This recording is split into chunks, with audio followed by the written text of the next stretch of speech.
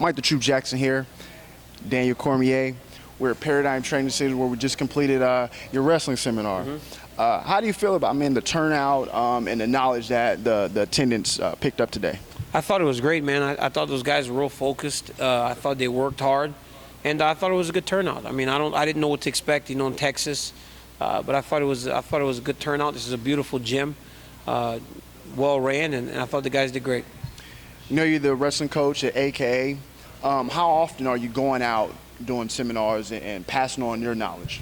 I don't do them very often, so I used to do them more when I was wrestling, but this is probably the first one I've done this year. So I don't do them very often, but I would like to start doing them more, but if my schedule permits. But it's very hard, Yeah, we heard you earlier when you were it's crazy that you can actually remember your schedule like that. You rambled off probably like 2 months. Yeah, man, full of stuff. It's crazy, I just kind of think because it's time away from my kids, so I don't see it as things that I'm doing. I just see it kind of as time away from my kids.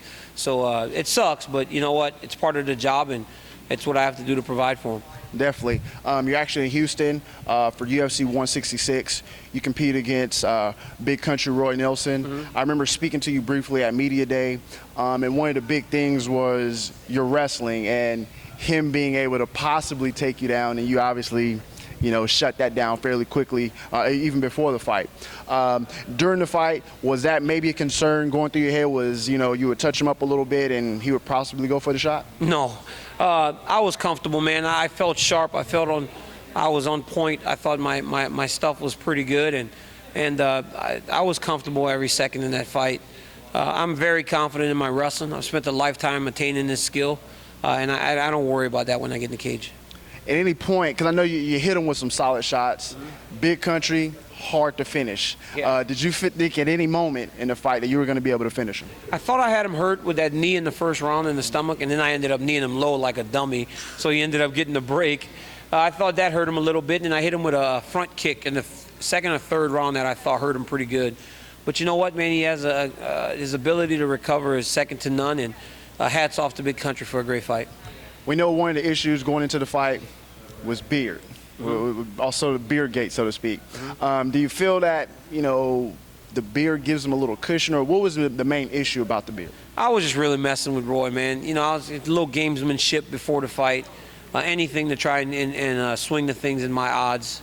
But you know what, man? I have nothing but respect for Roy Nelson. I respect him more after spending the time in the cage with him that we did. No, this is your last fight at heavyweight.